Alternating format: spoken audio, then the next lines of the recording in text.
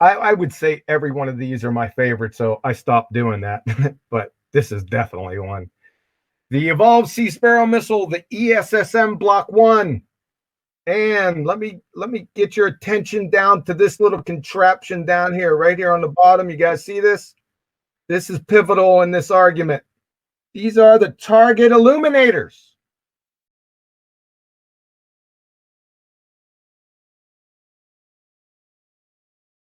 They're the target illuminators. They're going to become very important here in a few minutes. So, the general characteristics of the Evolved Sea Sparrow missile Block 1. Primary function, surface to air and surface to surface radar guided missile. This is very important right here. No, actually. This isn't air to air or anything else. All of it, both functions, surface to air, surface to surface. This is directly from the Navy.mil. Okay? No, it is not directly from the military website. It pretends to be quoting the military website. But then this person is a flat earth believer. Bistatic semi-active seekers in the nose of a missile receive a reflected signal from a target that is being illuminated with an RF signal transmitted from a fire control radar. This guy on a standoff platform, for example, aircraft or ship. In our example, it's a ship. These are surface-fired missiles. Yes, a surface-to-surface weapon, also a surface-to-air weapon. Short range, Mach 4, which I think is just bloody impressive. I mean, I wish I had a Mach 4 surface-to-air weapon. I mean, the nights around here, they're generally really quiet, but every now and then a passenger jet comes along and it's just... Anyhow, let's see if this person can actually get to anything interesting. Such systems require that the platform maintain what? Line of sight to the target until it is engaged by the missile. Ship-based standard missile and the NATO Sea Sparrow anti-air missiles are examples of such a semi-active mode. The NATO Sea Sparrow requires a constant signal for homing. From naval technology, ranges more than 35 miles.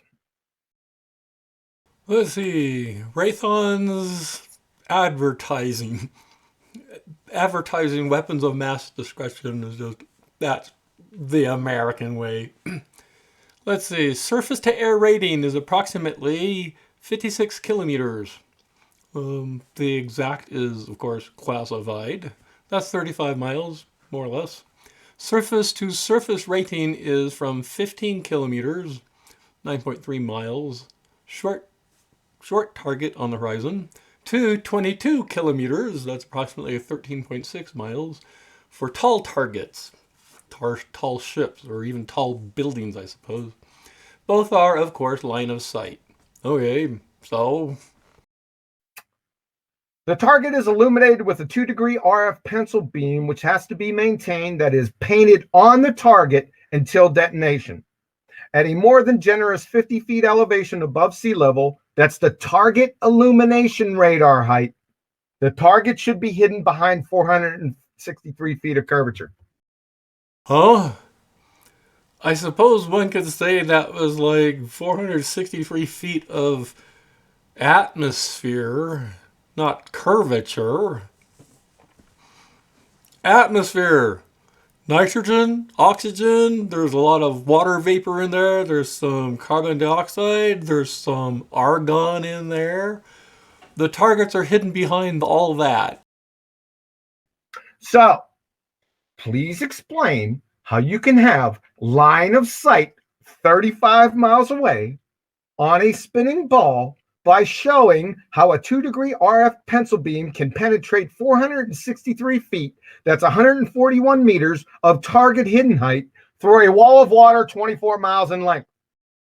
No one says it can. No one says it does. No one says it's possible. No one says it's a wall of water. It's a wall of air. Note the face. Changing colors. Change more colors. The colors. The colors. It's been a long day. PS 35 miles is lowballing. The official max effective range is classified, i.e., it's much, much greater than 35 miles. Oh, wait a minute.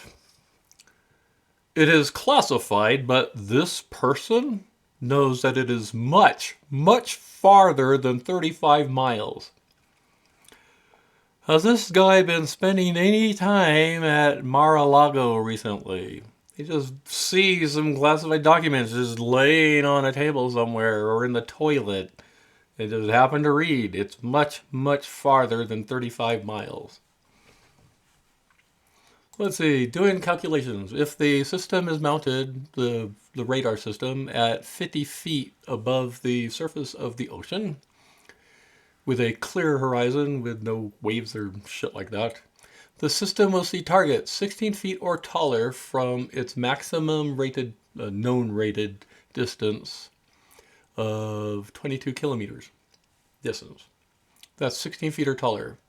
From its closest rate of 15 kilometers, it can see a target a foot or two away from 9 miles. I mean, the Bismarck did better. I mean, it sunk the hood over the horizon, couldn't even see it with one shot. Wow. This has absolutely nothing, as far as I can see, to a flat Earth. Has a lot to do with somebody who believes Earth is flat. So, either A, the Evolved Sea Sparrow missile, that's the Evolved Sea Sparrow Missile Block 1 exists, or the spinning ball religion exists. As far as I know, the latter does not exist. Both can't be true. The end. The knighted spinning space monkeys live in a fairy tale. See if you can follow this.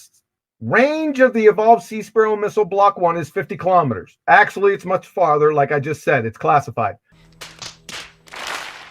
You know when someone says something and your brain goes, that's going to take up a lot of your time, right?